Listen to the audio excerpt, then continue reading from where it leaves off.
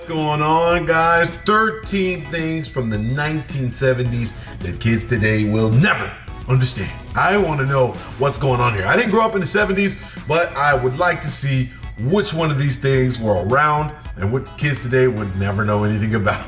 Let's get into it. There are some things that are unique to the decade that we grew up in. The 1970s was no different, having a distinct style that is easily recognizable, even to newer generations. But aside from the obvious disco and bell-bottom trends, there were more minute details that people living during that time will easily recognize. So here are 13 things from the 1970s that kids today would never understand. I love that picture. That's a great picture, dude. Options for watching TV were very different during the 1970s. For one, there were really only 3 TV channels plus public broadcasting.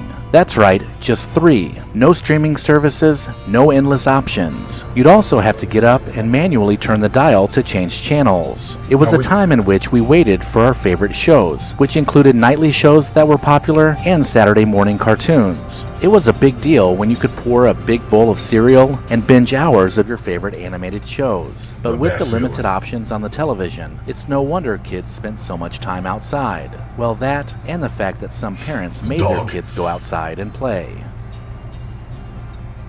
During the 70s, making a mixtape was an art form. It took patience and dedication to sit by the radio for hours, waiting for the right song to be played. It didn't matter how good your timing was either, because pushing down the play and record buttons at precisely the right time still sometimes had the DJ talking over the intro, and that was just part of the charm. Cassettes had their quirks too, like when they got tangled and you would have to use a pencil to wind them back in.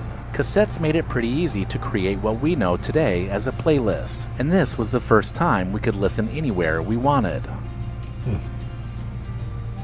Did you ever run around the house and pretend you were Superman or Batman? Well, if you did during the 1970s, then you most likely had on a pair of superhero underoos. For many kids, they served a dual purpose. They were underwear and part of a costume when you were strutting around the house, feeling invincible. Superhero underoos were more than just clothing. They were your identity, especially the ones that matched the actual superhero outfits. Nowadays, kids can never appreciate their underwear in the same way. That's a cool thing, honestly. Recollection Road is proud to partner with Life Story Pro. Watch until the end of this video to learn more about preserving your loved one's stories in a beautifully printed book, which makes the perfect gift. Visit lifestorypro.com/recollection to get started. They threw that one in there pretty good, didn't they? During the 1970s, record stores were not just places to buy music. They were social gathering spots. Just like the mall of the 1980s, young people would hang out with friends, browse through vinyl records, and even listen to albums before they purchased them.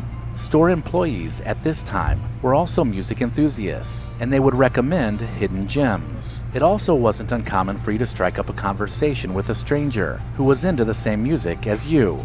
So the local record store was a special place, and yet another experience that is hard to replicate today. Vinyl's coming back though. I just got a record player. Vinyl is crispy and it's coming back. I'm excited for that one.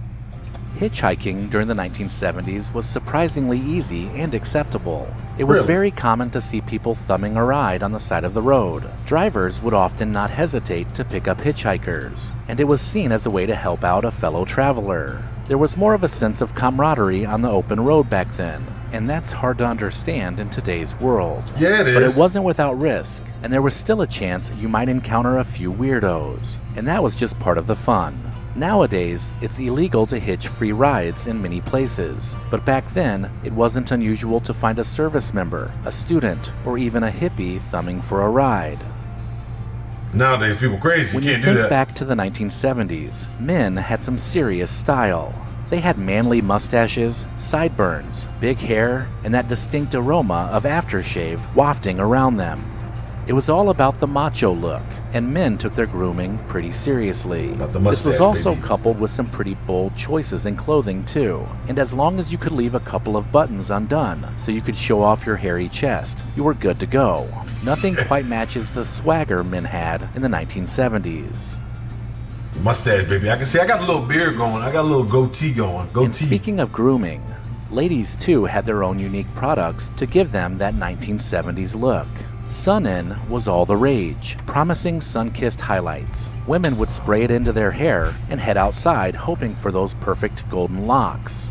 And who doesn't remember the smell of Love's Baby Soft, a signature scent from the 1970s? The sweet, youthful fragrance was a defining smell that had all the girls wearing Baby Soft. But I'm not sure the ad campaign would fly today. I don't think so. When the telephone that hung in the kitchen rang, it was always answered. This was before caller ID, so people had no idea who was calling.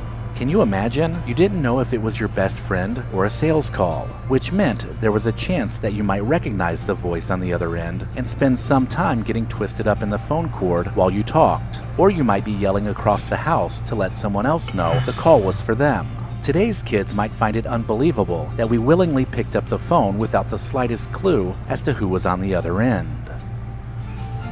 Honestly, though, in the 90s, that was a thing still. Or also in the early 2000s. I feel like we didn't have caller ID for quite some time.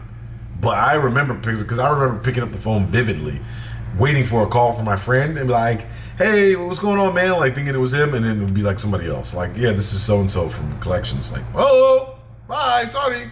Can't help you.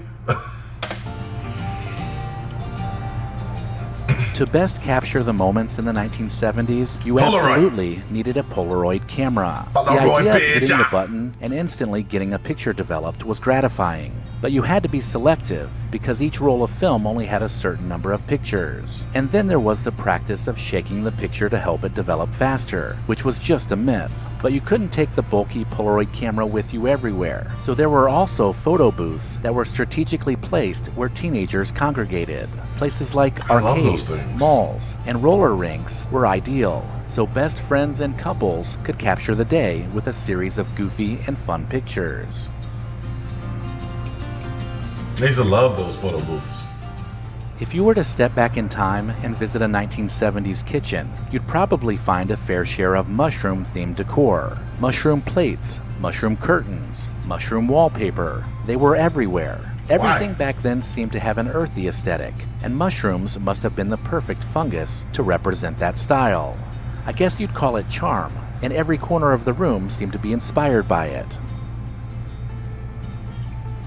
As you waited for the weekend, and that special morning of cartoons, you also needed a sugary cereal to help you enjoy it. The 1970s was all about finding the best surprise toy inside the cereal box. Kids would beg their parents for a certain brand of cereal, not because of the taste, but because of the toy.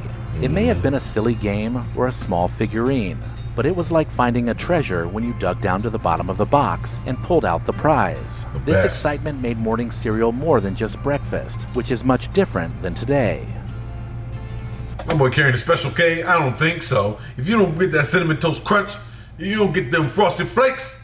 By the way, comment your favorite cereal down below while this video is paused, because this is the perfect time for that. What is your favorite cereal as a kid? I'm going Cinnamon Toast Crunch. Second place, Frosted Flakes. Third place, those Oreo oat cereal. Top-notch cereals. I can't eat cereal anymore. It's too sugary, but it was good. Opening a beer or soda can in the 1970s was a bit different than what we are used to today. You'd pull the ring back and peel back the aluminum tab. And back then, most of the tabs were just tossed on the ground. These sharp pieces of discarded metal were a nuisance, especially on beaches or places where you might walk barefoot. These pull tabs were just another hazard that we faced, and the tops would change shortly after to the more familiar stay tab that we recognize today. But it was still all part of the fun of living in the 1970s. Didn't think about that. Last but not least, school lunch in the 1970s wasn't complete without a trusty metal lunchbox and the matching thermos. These lunchboxes not only showed off our favorite characters from pop culture, but they often also had their fair share of rust on them too. Any ding or scratch would quickly rust over, and our parents didn't seem to mind either. Remember the smell of opening a metal lunchbox after a long, hot day? Kids today, with their ice packs and insulated lunch bags, will never fully understand what it was like to grow up in the 1970s. Let me know in the comments if I missed it. Wow, man. Really? boxes, metal lunch boxes. I think I saw. I never used one. I always had the insulated ones with the ice pack in it, and I thought that was old technology. It makes me want to start carrying a lunch bag to work now, like a real lunch bag, like a kid from the 70s. I'm gonna get one. I'm gonna get a cool one. I'm gonna get a Jackson 5 one or something. Let me know which one of these guys was your favorite. Which one of these did you resonate with the most? Which one were you really surprised about? I think the thing that surprised me the most is the hitchhiking thing, that was such a normal thing. Because I've never picked up a hitchhiker, obviously. And I would never, because people are insane these days. But I can't believe at one point in time that was a normal thing and people really did it. Let me know what you thought about this stuff in the comments. Don't forget to like, don't forget to subscribe, and I will see you in the next one.